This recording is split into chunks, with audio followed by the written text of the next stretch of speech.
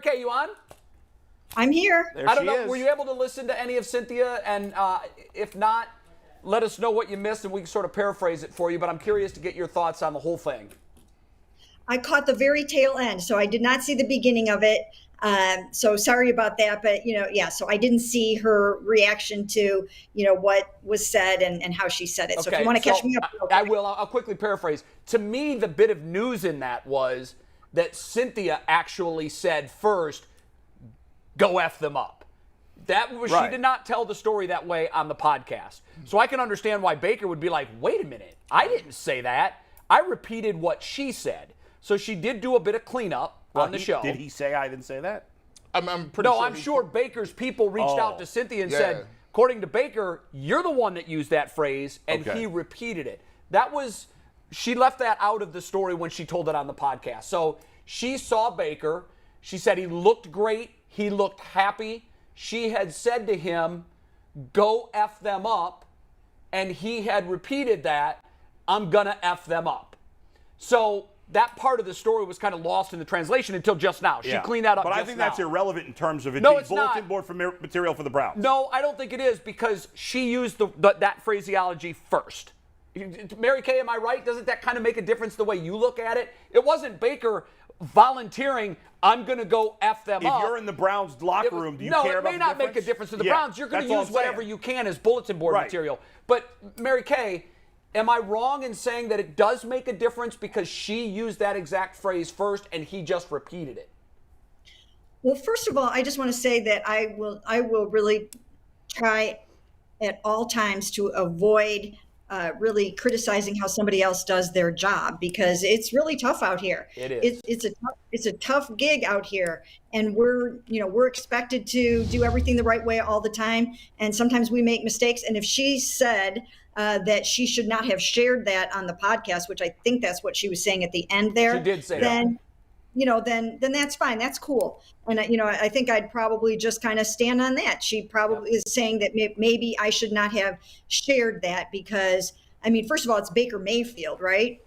And it's the Cleveland Browns, and it's just a flammable situation as it is. And, I've already seen a couple of Browns players, respond to it a little bit. So if she said it like that, then, and she feels like maybe she shouldn't have said it, then she can handle that how she wants. I will never criticize, or at least try not to criticize how another reporter does their job. It's just it's a jungle out here. I respect the hell out of you for that. It's hard. I respect the hell out of you, Mary Kay, because it is a fraternity, sorority, whatever you want to call it. We know how difficult this is, and it's easy to throw darts. Yeah. I don't know how difficult it is because I'm not a writer, Mary Kay, but I do love to rip Tony Grossi from time to time. You don't have to comment on that. I just do it. But sorry, don't be good off. But wait, Mary Kay, I haven't seen the Browns players' reaction. What has been the Browns players' reaction, and do you think this gives them extra motivation to kick the crap out of Baker? Yeah, they'll use it as bulletin board material. All the way back to when I was covering Bill Belichick here, they looked for things like this, couldn't wait for things like this to help them. And they use anything that they possibly can. So they will use it. Of course, they'll use it. And they're saying all the right things. When we talked to Myles Garrett last week, he said, you know what? No, I don't have any extra motivation for Baker. He's not my rival. But if I get a couple of sacks along the way, that will be fine. So that's the note that they're trying to take. Now, I did see something from a player, and he deleted it. So when a player deletes something like that, I let them stand by their delete. Mm-hmm. And so I don't want to say the name, but I did see one player that eyeballed it or something like that. But, if you're going to take the time to delete something, then I think we should let people, make a quick little mistake with the index finger and then delete it quickly. Very interesting. So I'm not going to say that. Mary Kay, we talk, and I talk to you, and we cross paths, and we talk about different things all the time off the record. One of the things that I find fascinating is you've been in this game for a long period of time. How do you mix? Because some players you do have a relationship with. Some players you watch come up through the ranks. How do you mix that with telling and doing stories and different things like that? Because sometimes you could print things that some people that know you are uncomfortable with. How do you go about kind of towing that line? Well, you have to make choices pretty much on sometimes on a daily basis. There are things that you will leave out. There are things that you will put in. But I think for the most part, you try as best you possibly can. And I think you guys have run into this yourselves. You try as best you possibly can to differentiate between what was supposed to be on the record and what was supposed to be off the record. What am I allowed to use here? What am I not allowed to use? And not everybody knows to say, hey, don't use that.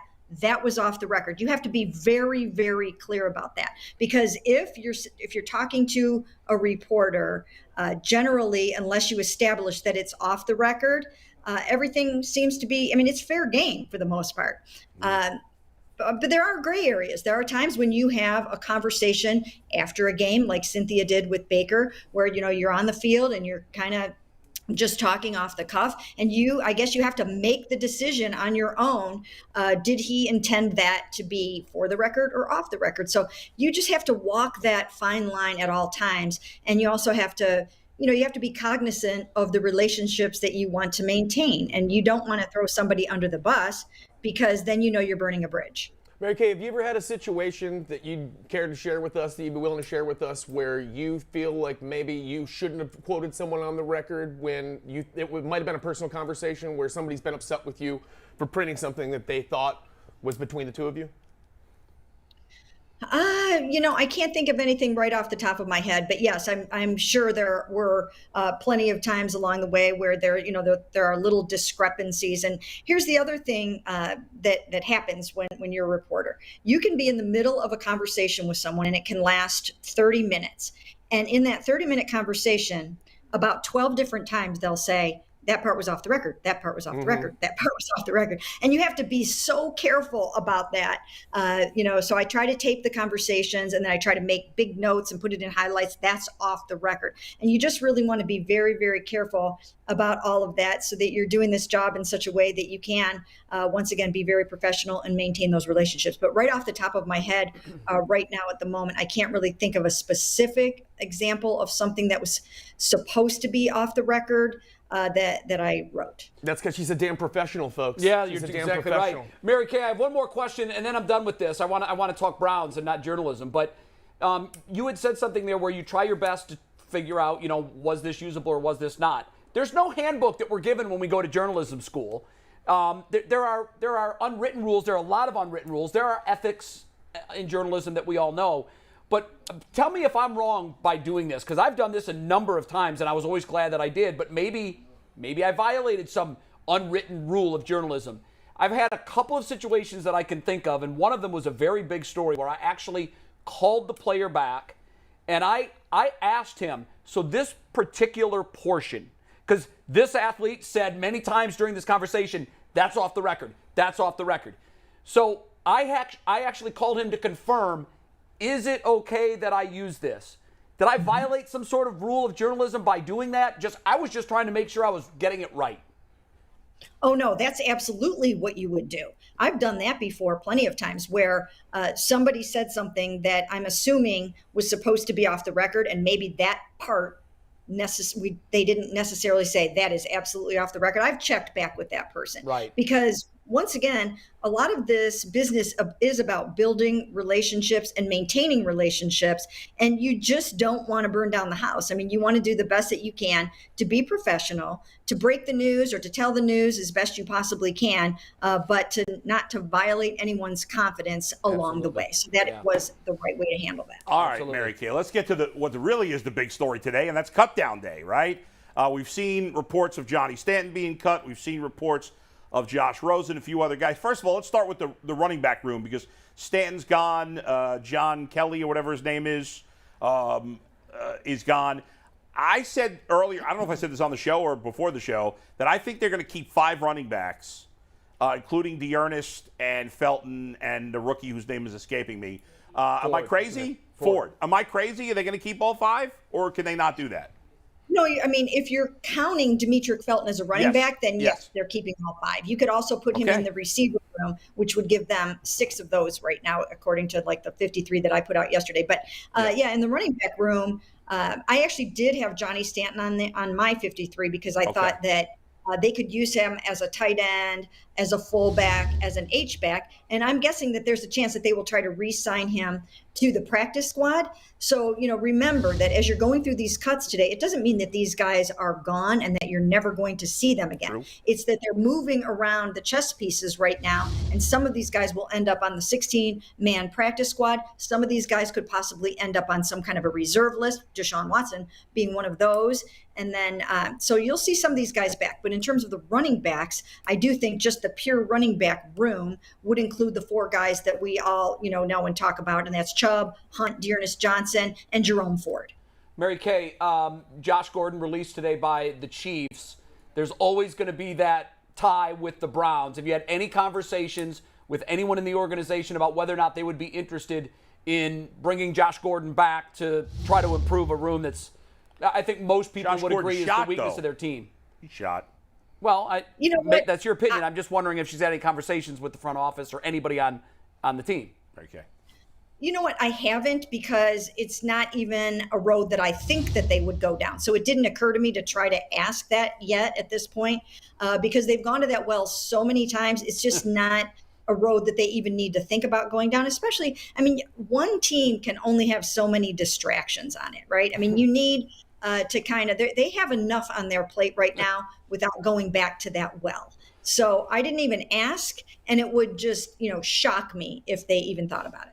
Yeah, me too, but it's the Browns we're talking about, so I had to ask. Who's on the bubble, Mary Kay, and who do you think that they might get rid of, that they might cut, that they might end up regretting down the line?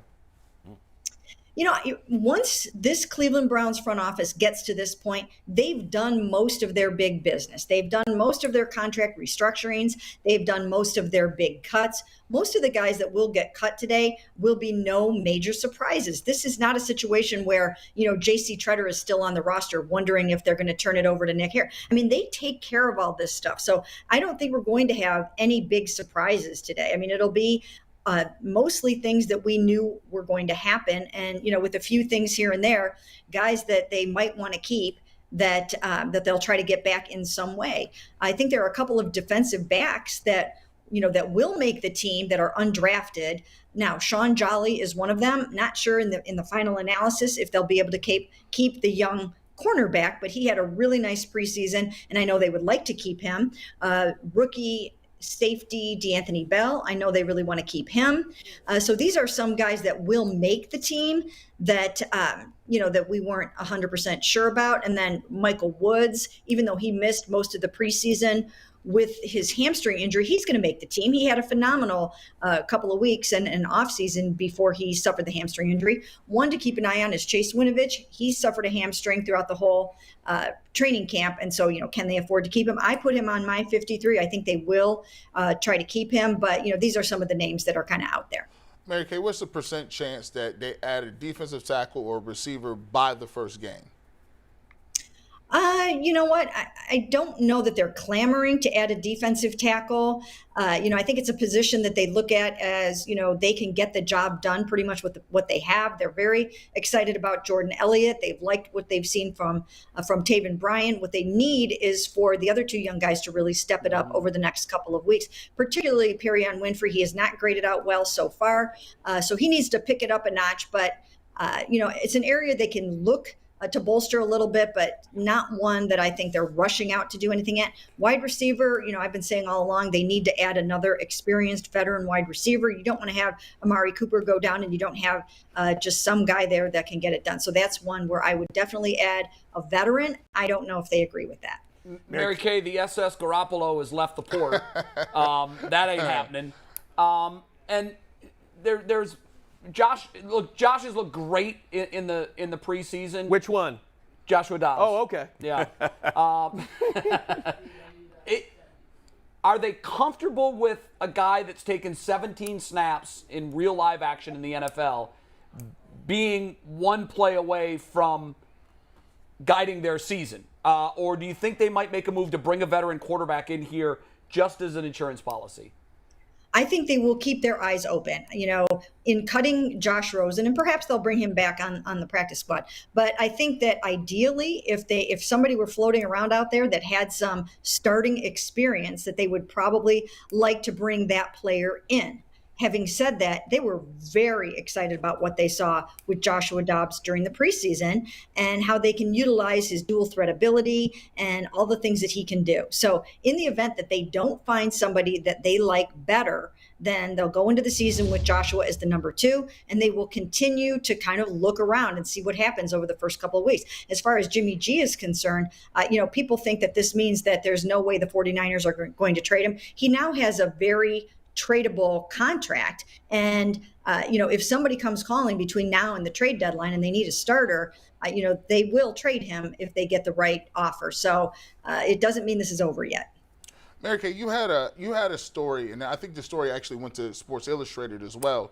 And you talked to a top executive that had her reservations about Deshaun Watson. Can you tell us about what went into some of the things that were in that article, as the executive is worried about Deshaun Watson moving forward, and she's not sure that he's completely rehabilitated and ready to go come December. Can you tell us a little bit about that? Yeah, first of all, her name is Rita Smith, and she doesn't actually work for the NFL. She's an advisor to the NFL on matters of sexual assault and domestic violence. She's been in that business for about 40 years, and she's very well respected in that space. And so I did talk to her about that, and her whole piece, her whole takeaway was the fact that so far from Deshaun, she hasn't seen the willingness to admit any wrongdoing, and that has her concerned in terms of reoffending. And so the takeaway, my takeaway from that was, that he really needs to demonstrate to the NFL and to the third-party providers that he understands that there was some disconnect between him and the women in those rooms, and that he has to figure out why he thinks one thing and they think another, and that he needs to, demonstrate and show them that he's willing to make sure that this never happens again, because that's what the whole point is to get him to the point where he understands that no matter what he thinks happened, that nothing like this can happen again. So that's the whole piece here, is that, they want him to understand that something went wrong, what it is, and how to prevent it. Do you agree with that, Mary Kay? Do you think she has a good point there? Yeah, I do think she has a good point there. I do think that she has a good point. In that last press conference that Deshaun had, I do think that, I, for one, felt that there wasn't enough of, hey, I'm going to do whatever it takes to get this right. I'm not exactly sure why there was this disconnect, but I'm going to figure it out. I'm going to do the work. If I've done something wrong in those situations, I'm going to get it right. And I will do whatever it takes. I'm going to make this team proud of me. I'm going to make this community proud of me. And I have work to do. And I have already started that work. I'm going to continue that work. I thought there should have been a little bit more of that than the continuous, I stand on my innocence. So, maybe the messaging was wrong. Maybe his mind is in the right place heading into this counseling. But it seems to me that he's got to get it right in a hurry in order to get back on the field. Do you think that blindsided the Browns after they had finally figured this out and hopefully gotten at least moving in the right direction, got the suspension and whatnot? Do you think that surprised them when he came out there and gave that, what was a really, really atrocious apology? Never use the word triggered anymore, by the way, Deshaun, but do you think that they expected that, or do you think they were listening to that and they were like, oh, come on, man? I think the Browns would have liked to have seen a little bit more of what I just described in terms of, let's make sure that we're moving forward on this. Let's make sure that we are going to get this right, and we're going to do whatever it takes to, to make sure that this doesn't happen again, because that's what everybody wants. That's what the NFL wants. That's what Deshaun wants. That's what the accusers want. Anybody connected with this situation wants to make sure that if there was any kind of behavior that should never happen again, that it doesn't. And so I believe that they probably would have liked to have seen a little bit more of that. Mary Kay, do you believe that when you look at the situation, and obviously, he didn't have the greatest press conference in the world. A lot of people were upset with what he said, frankly, to be frank about the situation. However, don't you think that you have to give a person an opportunity to show and prove? He's going to be gone until December. if he comes out and says anything at this point, it looks like more rhetoric than anything.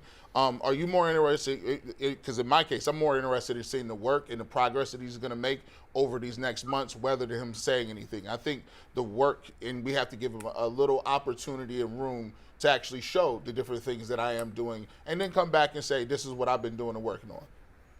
Yes, I hear exactly what you're saying. And I almost think it was sort of a sending up a warning flag. I think that, Rita Smith was saying, what I've heard so far has me concerned in terms of the energy for possible reoffending. And right now, I haven't seen out of him any willingness to admit any wrongdoing, and therefore to get him to the point where we all make sure that this never happens again. That there's work to do. So, in some ways, I almost think it was, preempting what's going to happen in this treatment and in these appointments, to sort of say, like, the mindset going in has got to be different, or it's going to be hard to get him to point B. So that's where I think, she was coming from. Mary Kay, we appreciate your time. Quickly before we let you go, the health of this Browns team and the 53-man as you see it right now, are there any areas that we should be concerned about with injuries? How are the Browns overall health-wise? Well, I would say that I do think it would help to have a veteran backup quarterback, and I do think it would really help to have a veteran wide receiver. If they can accomplish those two things, I think a lot of people would have more of a comfort level heading into the season. But the rest of the positions, I think they're very, very solid at. All right, very Thanks, good. Mary Kay. Mary Kay of Cleveland.com. Great information as always. Good to see you, and we'll talk soon. Thank you. Sounds good. Thanks, guys. Thanks, Mary. I think